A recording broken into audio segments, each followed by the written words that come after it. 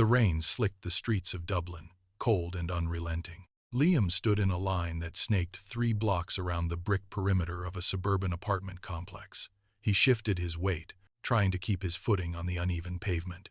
Around him, dozens of others stood in silence, their faces illuminated by the blue, flickering light of their smartphones. Liam tapped his screen, pulling up the rental app again. The listing had been live for only 12 minutes, yet the counter already showed 42 applicants. He looked up at the closed glass door of the building, his jaw set. He was 32, an engineer with a steady salary, yet here he was, reduced to a number in a queue. Every few seconds, someone at the front of the line would emerge, shake their head at the crowd, and walk away into the dark. Liam stepped forward, his boots splashing in a shallow puddle. He kept his eyes fixed on the door, waiting for his turn to prove he was worthy of a key. The wind picked up, driving the rain against the glass, but nobody moved. They waited, tethered to the hope of a space to call their own, while the city moved on around them. This is Ireland, a nation where the economy surges, where trade routes expand and global wealth flows through every thoroughfare. Yet, its people are sidelined, watching from the periphery of their own streets. The dream of a home has become a ghost, a lingering specter haunting a country that has forgotten how to build for the very lives that fuel its progress. It is a profound irony. The macro data indicates prosperity, but the reality on the ground tells a different story. For those standing in the rain, the national success feels distant, like news from a foreign land. The foundation of the country is shifting, yet the structural integrity of basic human necessity is failing. The streets that once pulsed with ambition now carry the weight of a generation locked out of their own future. It is a paradox of growth. The more the economy thrives, the further the concept of a home recedes into the mist. The citizens are not merely waiting in line, they are witnessing the slow erosion of a promise that was supposed to be the bedrock of their lives. The prosperity is real, the numbers are high, but the door remains firmly shut against those who built it. Decades ago, the horizon told a different story. Cranes dominated the skyline, rotating in unison as global tech giants planted their roots. Universities churned out talent, and the promise of a better life acted like a gravitational pull, drawing thousands to these shores. But beneath the polished surface of that boom, the foundation was brittle. When the 2008 crash hit, the momentum evaporated overnight. Investors pulled their capital, and the noise of construction sites fell into a dead silence. It was not just a financial correction, it was a mass exodus. Thousands of skilled laborers packed their tools and boarded planes, seeking stability in other countries. They left behind skeletal foundations, concrete pits that filled with rainwater and weeds. For years, these sites sat untouched, monuments to a halted ambition. By the time the economy roared back to life, the expertise and the infrastructure were gone. The supply chain had been severed. Where there should have been thousands of new units ready for a growing population, there was only a stagnant void. The current housing drought was not born in a day. It was forged in those years of inactivity, leaving the nation with a legacy of empty lots and broken blueprints. Liam watched the person at the front of the line stand before the glass door. They stood there for 10 seconds, then stepped back, shoulders dropping, shaking their head. The signal rippled through the queue. Then, the door opened. The agent stepped out, holding a thick folder, and raised a single hand to silence the murmur of 40 people. The units are spoken for. We are no longer accepting applications. The agent turned, stepped back inside, and the lock clicked into place. The sound echoed against the brick walls of the complex. Silence fell over the crowd, heavier than the rain. Liam remained rooted to the pavement, staring at the glass. No one moved to leave immediately. They stood in the gray light, paralyzed by the sudden finality. Then, in unison, the blue glow of smartphones flickered on. Heads bowed, eyes fixed on screens, they began the search for the next impossible lead. The line dissolved, not into a walk, but into a scatter of individuals retreating back into the city. Liam turned his collar up against the wind and stepped off the curb, his thumb already scrolling through the same rental app that had failed him today. The streets of Dublin transformed into a silent, competitive arena. This was the rental battlefield, where the city's essential workforce fought for the same cramped studios. A nurse, finishing a 12-hour shift, pulled out her phone to refresh a listing, her fingers trembling from fatigue. A teacher, grading papers on the bus, scanned for anything affordable within an hour of the school.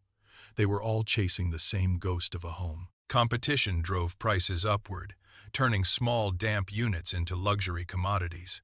The math stopped making sense for anyone earning a standard wage. To survive, many surrendered their time. They looked outward, scouting suburbs 2 or 3 hours away from their workplaces. They traded their mornings to the road and their evenings to the taillights of heavy traffic. Every hour spent on a commuter train was an hour stolen from their lives. They lived in a state of constant transit, anchored to jobs in the center but pushed to the edges of the map. The city demanded their labor, but it refused to provide them a place to rest their heads. In a quiet house on the edge of the city, the air smelled of stale paper and electronics. Sarah sat at a cramped desk, squeezed into the corner of her childhood bedroom. Faded posters from a decade ago curled at the edges, pinned behind high-resolution monitors and a thicket of tangled charging cables. She typed a final command, the blue light reflecting in her eyes, and pulled up her monthly savings report. 70% of her income diverted into a locked account. It was a disciplined, hollow victory. She refreshed the property market index on a second monitor. The red line of the graph trended upward, jagged and relentless, climbing higher than her savings could ever reach. She leaned back, the chair springs groaning in the silence. The math was simple, cold, and devastating. Every dollar saved was being outpaced by the rising cost of a single square foot. She stared at the wall, at the remnants of a girl who had once believed in a future that was now locked behind a door she could not reach. The room felt smaller with every passing second. Sarah pushed her chair back, the noise harsh against the quiet house. She walked downstairs, her footsteps heavy, and entered the kitchen where the table was already set. Her parents were waiting. The steam from the meal rose into the light, but the warmth of the room did not reach her. She sat down, picking up a fork, and focused on the plate. Her father spoke about the neighborhood, his voice drifting over the clatter of silverware, but she barely registered the words. She was a guest in her own home, an adult living in the shadow of her past. The television in the living room flickered to life, the evening news announcing yet another government report. The anchor spoke of new developments, of billions pledged, and of a surge in construction. Sarah kept her eyes down, counting the grains of rice on her plate. To her parents, the report was a flicker of hope. To her, it was a distant sound, a script written for a world that no longer existed. She did not look up when the report ended. She did not comment on the promises. She simply continued to eat, trapped in the silence of a life put on hold. The cost of this stagnation is not measured in currency, but in the slow erosion of purpose. Across the city, a teacher packs a cardboard box, sliding a nameplate off a desk. They have taught in this district for 5 years, but the rent hike has finally outpaced their salary. They are not moving to a better job. They are fleeing the community they helped build. A few streets away, a couple sits in a small, rented kitchen. They look at a brochure for a nursery, then at the cramped living area that barely fits a bed. They fold the paper, place it in a drawer, and lock it. They are postponing the future, waiting for a square footage they cannot find. Every empty desk in a school and every empty crib in a storage locker marks a life put on hold. These are not statistics flickering on a screen. These are experts, mentors, and parents-to-be who are being forced out of the architecture of their own lives. The silence in their homes is heavy with the weight of decisions made in desperation. They are not waiting for a miracle. They are waiting for a place to stand. The landscape is changing, though the pace feels glacial against the urgency of the need.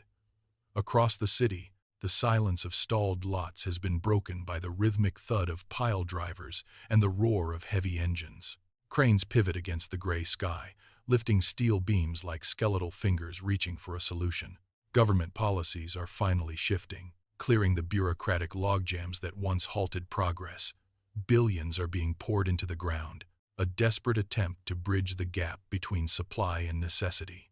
Yet the physical reality remains unforgiving. Concrete requires weeks to set, and masonry cannot be rushed without compromising the integrity of the walls. It is a frantic race against the calendar. Every hour spent waiting for a foundation to dry is an hour a renter spends in limbo. The workers move with purpose, their boots kicking up clouds of dust, but the scale of the challenge looms larger than any single site. The goal is to anchor a generation before they drift away entirely. Every brick laid is a heartbeat of hope, but the clock is ticking, and the pressure to deliver results before the city loses its soul is absolute. The crisis has pushed the nation to a jagged edge. This is no longer just a matter of supply chains or zoning permits. It is the ultimate test of resolve. Can a country build a future that includes its own people, or will it remain a gallery of locked doors for the generation currently waiting in the cold? Every policy decision today acts as a hinge. On one side lies the potential for a stable, thriving society. On the other, the risk of a hollowed-out city. The tension is palpable in every government hallway and every crowded apartment viewing. The question is not whether the structures will rise, but whether they will rise in time to catch the people who are currently falling. Will the next generation find a key? Or will they be forced to look elsewhere for a place to call their own? The clock is not just measuring construction progress anymore. It is counting down the moments until the nation must decide what it values most. The foundation of the future is being poured now, and once it sets, there is no turning back. The path forward remains unwritten, waiting for the choices that will define the coming century. The night fades, leaving behind the stark geometry of the city. As the sun begins to climb over the horizon, the first rays of gold strike the Dublin skyline, cutting through the lingering haze. Standing tall against this brightening light, the silhouette of a crane emerges. It is a solitary figure, dominating the view. It serves as a sharp reminder of the path already traveled and the distance left to go. The steel structure is a vessel for duality. It represents the heavy, grinding reality of the current crisis, yet it also carries the potential for a new beginning. The light catches the metal frame, revealing the skeleton of a future still in the making. It is neither a victory nor a failure, but a point of transition. The city wakes to this sight, a testament to the fact that the work is far from finished. This is the new landscape, where the promise of a home is tethered to the slow, deliberate movement of steel and stone. The crane remains, holding the weight of the sky and the hope of the streets, watching over a nation caught between the memory of what was lost and the vision of what must be built. The future is not a destination that arrives on its own. It is being built right now, one brick, one policy, and one decision at a time. The real test is not just in the concrete rising from the ground, but in the collective courage to redefine what it means to belong. As Ireland charts its course, the question shifts from the halls of government to the streets where you walk. How does a nation balance the demands of growth with the fundamental human need for a place to call home? Your perspective is the missing piece of this puzzle. The story of our changing cities is still unfolding, and your voice carries weight in the debate. Share your thoughts in the comments below. How can we bridge the gap between the dream of independence and the reality of the market? If this story resonates with your own search for balance in a shifting world, like and subscribe to stay part of the conversation. The path forward is ours to choose, and the work starts with the questions we ask today. Thank you for watching.